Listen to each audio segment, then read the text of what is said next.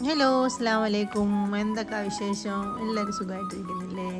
അപ്പോൾ ഞാൻ കുറച്ച് വിശേഷങ്ങൾ പറയാൻ വേണ്ടിയിട്ട് വന്നതാണ് കേട്ടോ. ഞാനൊരു നീണ്ട ഇടവേളയ്ക്ക് ശേഷം ഞാൻ വീണ്ടും ബഹ്റൈനിലേക്ക് പോവാണ് കേട്ടോ. എൻ്റെ അനിയനും പോകുന്നുണ്ട്.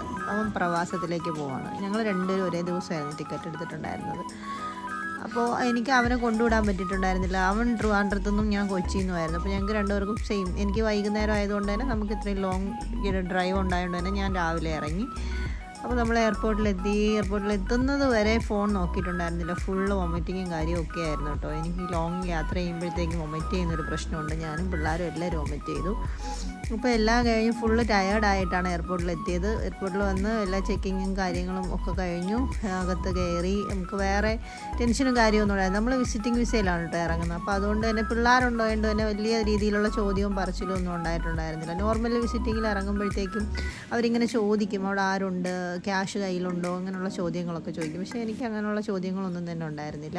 അപ്പോൾ നമ്മൾ ഫ്ലൈറ്റിലേക്ക് കയറാൻ പോകാൻ കേട്ടോ. അപ്പോൾ എൻ്റെ മൂത്ത ആൾ ഡെലിവറി നടന്നത് ബഹ്റൈനിലായിരുന്നു. അപ്പോൾ മൂത്ത ആൾ ഒരു 5 വയസ്സ് വരെ ബഹ്റൈനിലുണ്ടായിരുന്നു. അപ്പോൾ രണ്ടാമത്തെ ആൾ പ്രഗ്നൻ്റ് ആയിരുന്ന സമയത്തായിരുന്നു ഞാൻ നാട്ടിൽ വരുന്നത്. അപ്പോൾ അവൻ അതിൻ്റേതായിട്ടുള്ള എക്സൈറ്റ്മെൻറ്റും കാര്യങ്ങളും ഒക്കെ ഉണ്ടായിരുന്നു.